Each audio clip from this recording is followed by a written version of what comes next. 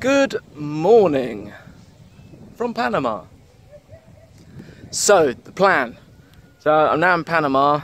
Got to Panama City a couple of days ago, which was really cool because it's kind of the end of the road for this part of the world. You can go that little bit further, but then you hit a thing called the Darian Gap, which is almost impassable. So what everybody does, they're doing overland journeys, is from here you've now got to ship around the Darian Gap. Now for bikers such as myself, I have some options. I have sailing boats, I have roll-on roll-off ferries, things like that. But it's all very confusing and all very expensive. I can even put my bike onto an airplane if I wanted to and fly it straight into Colombia, but that's probably the most expensive, but I think it's actually the easiest and by far the quickest.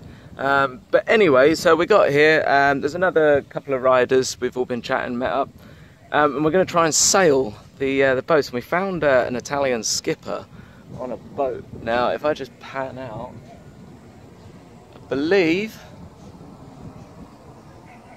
it's that one. Pretty sure I'm pointing at the right one. It's called the Calypso. As I said, it's an Italian skipper. He can't speak English, so we've all got very limited Spanish to chat to him, and basically he said that he's done it before, and he's going to take 4 motorbikes, strap them on top of the sailing boat, and then sail to Colombia. And he thinks he's got a friend in Colombia that's going to do all the customs paperwork and help us to get the bikes and ourselves through.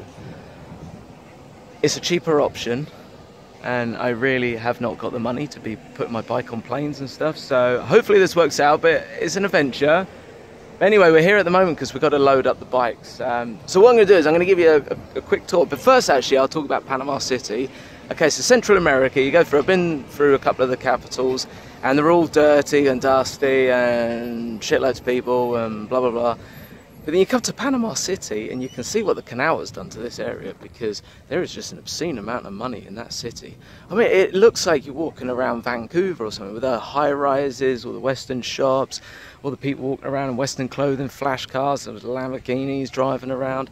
It's all very nice, and it was a real novelty, so we stayed there for 2 nights and just to soak it all in, because it's just, haven't really experienced that in a while.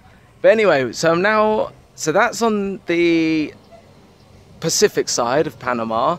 Now in a couple of hours you can ride to the Atlantic side, okay, which is where I am now, in a town called Portobello, which is where I'm getting my sailing boat, because I need to go that side to get to Colombia. So the water that you see behind me, which goes out there, that's the Caribbean Sea, and it's really clear water. So we're going to be like Pirates of the Caribbean, you know, sailing into Colombia with our boats that hopefully they're going to accept and not say, not tell us to head back with our bikes.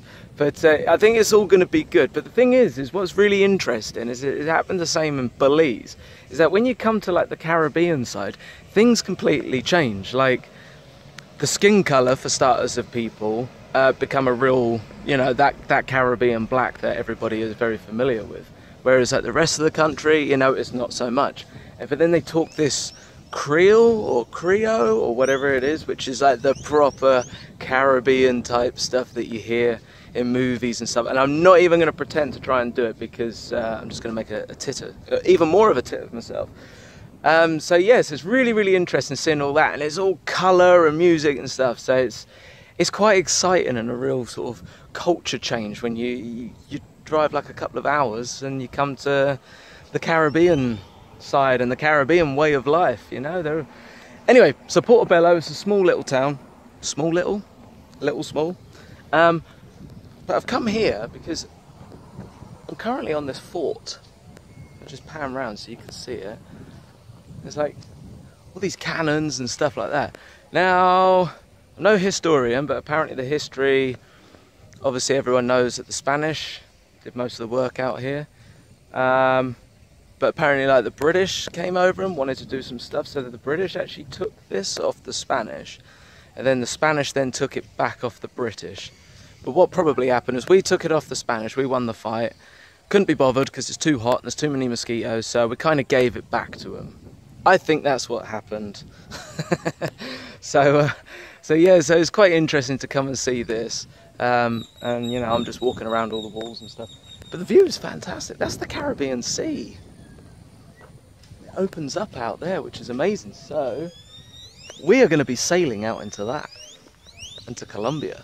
And Colombia's going to go, hello guys, yeah, of course you can bring your motorbikes in here, no problem at all. That is what's going to happen. I hope. Yeah, it'll happen. So anyway, I'm going to check out from Portobello because this video has gone on way too long already. And yeah, so take care, and I'll put up some posts anyway of how it all goes on the sailing boat. But yeah, so that's kind of cool. Oh, and I don't know if I mentioned it. I can't remember now. But little interesting facts, I'll say it again about the boat. That's the boat that was on the movie 50 First Dates with Adam Sandler and Drew Barrymore. So it's called the Calypso. But yeah, so everybody knows that movie. So that boat at the end, that is the boat, which I think is really, really cool. So yeah, he did say he'd been in a couple of movies, but after looking at the skipper, I was like, this is porn. The boat has been involved in porn. And then when we found out after Googling it, it's actually 50 First Dates, so very far from porn. I don't know. I don't know what happened behind the scenes on the boat, maybe.